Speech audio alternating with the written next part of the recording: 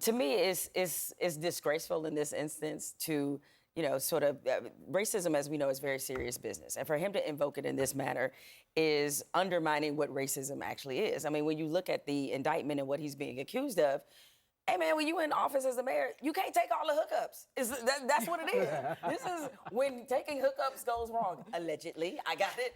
And so for him to do that and to sort of play on the sympathies of Black people who have been through some real things, and then to compare himself to David Dinkins, are you serious? I mean, I know I was born in the 1900s and everything, but I wasn't born last night.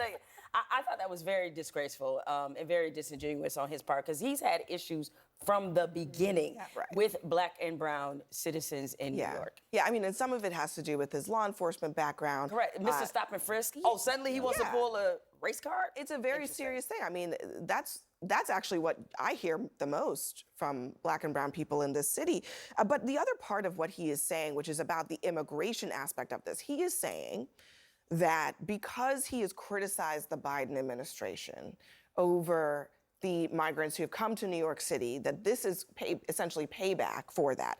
Let's just remind people what the DOJ has been up to. They have been prosecuting Bob Menendez, a Democrat, Henry Cuellar, a Democrat, Hunter Biden, the president's son, TJ Cox in California, Michael Madigan.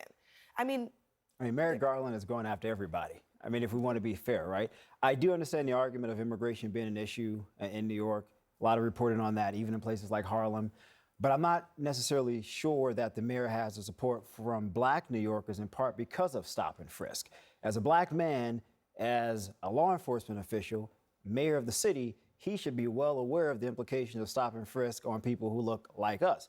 What happens if a Black guy happens to have a legal firearm, which is now legal in a place like New York? How does the police respond? I don't want to just be walking down the street and a police officer decides, oh, you look suspicious, let me stop this guy. Like, that is just not okay. So the support that he probably would have had from Black people is going to be diminished because a lot of Black people don't trust that he's had the interests of Black people at heart during his tenure. Can I ask a question, because I'm not a New Yorker? What he's been accused of, I understand, is taking basically $10 million in bribes that was matched by New York City, right? So stealing from the New York City. That's a big part of the allegations, so, in addition to several other things. So as a New Yorker, if you were sitting here watching this, you would say, so you basically took $10 million of our money. At the same time, you're saying we can't afford schools, we can't afford libraries, that kind of thing. And then when you get caught doing that, alleged crime, you then turn what you're calling the race card, or what you're talking about immigration suddenly, or it's Joe Biden's fault. And it just doesn't feel like there's a lot of accountability for actual actions. Look, I've been talking to people all day that are in the Latino community in New York and in the Black community, and it's not just these leaders. Folks have told me today, this city is in crisis.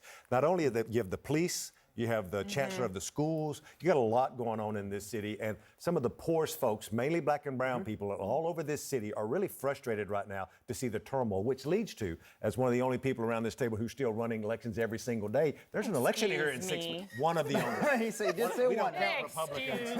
We don't count Republicans. So when you think about it, I got a job too. When you think about it, I'm glad you're employed. When you think about it, that those folks are frustrated. And there's going to be a primary here in less than 6 months. Another election is going to happen here. There's folks already announced. That's why he thinks that it's a setup, and that he thinks people who are running for office are doing this against him. Or he thinks saying it's a setup will work. Right. Yeah. Right. Yeah. Right. You know how you don't get set up is that you don't do the thing But by the way, I mean, it's been interesting to see how many Republicans are kind of backing him up on this whole immigration argument.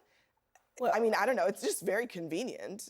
Well, Republicans are going to say, look, there's a bunch of immigration issues in the United States, and look, there's a Democrat who agrees with us in the moment. There will be Republicans who will play to that politically, and Democrats would do the same thing if there was a topic in their favor. But here, I think to your point, Chuck, there is so much chaos in New York City right now in the top tenor of the leadership.